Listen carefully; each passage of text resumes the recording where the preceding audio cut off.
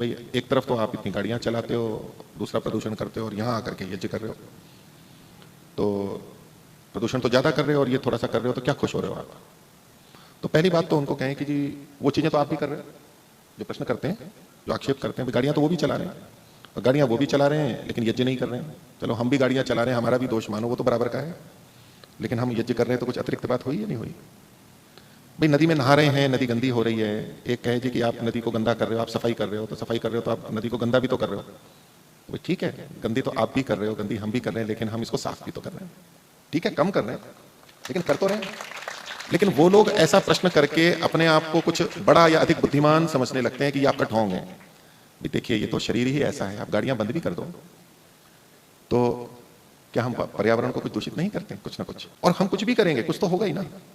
इसीलिए तो ये किया जाता है कि एक तरफ हम कुछ करते हैं तो हम दूसरों के लिए भी करते हैं, तो उसके लिए एक प्रयास है।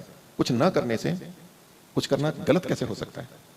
आप कुछ नहीं कर रहे तो ठीक है, आप अगर ये कह रहे हो हमारे को कि हम इतनी गाड़ियां चला रहे हैं, ये सब कर रहे हैं, तो ठीक है आप गाड़ियां चलाना बंद कर दीजिए। उस दिन आप बोलिए हमारे को कि हमने गाड़ियां चलाना बंद कर दिया, हमने खाना बनाना बंद कर दिया, या फैक्ट्रियों में बने हुए सामान, सब जगह कुछ ना कुछ प्रदूषण होता ही है। लेकिन सामान्य रूप से जो कुछ दुर्गंध होती है, अब हम मरेंगे तो ये शरीर तो दुर्गंध देगा ही ना। इसका दोष किसका है? ये कोई हमारा दोष है क्या? ये परमात्मा ने सृष्टि ही ऐसी रची है और हमारे लिए ये दुर्गंध है। लेकिन जब ये सड़ता है, मान लो कोई जानवर, तो दूसरे कितने प्राणी कीट पतंग आते हैं ना, उस गंध को सुन के उनको तो वो अच्छी लगती है। अब ये तो प्रकृति की व्यवस्था है, एक मरता है दूसरे का भोजन होता है। हम भी मलमूत्र त्याग करते हैं, वो किसी का भोजन भी तो होता है, हो सकता है। तो हमें केवल देव वो होते हैं जो दूसरों की अधिक हानि नहीं करते, और जो हुआ है तो उसको ठीक करने का प्रयास करते हैं। बस यही तो देवत्व है। 100% शून्य प्रदूषण कोई ना करे, ऐसा कोई हो नहीं सकता है। तो इसलिए देखिए, ऐसे लोगों पे ध्यान अधिक देना भी नहीं चाहिए जो केवल आक्षेप के लिए आक्षेप करते हैं, आक्षेप के लिए आक्षेप करते हैं। उनके लिए वो तो वास्तव में वो अधिकारी नहीं है प्रश्न पूछने के।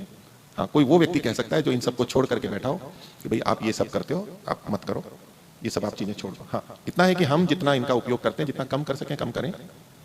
और ये जो पर्यावरण का संतुलन है वो केवल इसी यज्ञ से नहीं होता है, तो परमात्मा ने भी बहुत सारी व्यवस्थाएं की है ना, कि जल शुद्ध होता है ना, कितना भी गंदा करो, न सूर्य है, भाप बनेगी, ऊपर उठेगा, बादल बनेंगे, बर्फ बनेगा, वो साफ जल आएगा ना, कितना भी गंदा कर लो।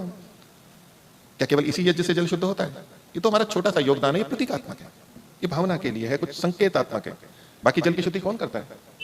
कौन करता है? सूर्य के माध्यम से। ये सब जगह जो इतना पवित्र जल बरसता है, शुरू का थोड़ा गंदा होता है, चलो धूल है, धुआं है, रसायन है, वो भी हमारा किया हुआ है, बाकी ऊपर से तो साफ आता है ना। ये व्यवस्था किसकी की गई है? तो परमात्मा की गई है। ये वायु जो शुद्ध होती है कौन करता है? ये यज्ञ से होती है क्या सारी वायु शुद्ध? हम तो छोटा सा है, वो परमपिता परमात्मा कितना सब कुछ कर रहा है। तो हम कोई ऐसा दावा करें कि भाई हमने यज्ञ किया मतलब हमने सबको पवित्र कर दिया, नहीं। विनम्रता से जी हमारा एक छोटा सा योगदान है, एक छोटी सी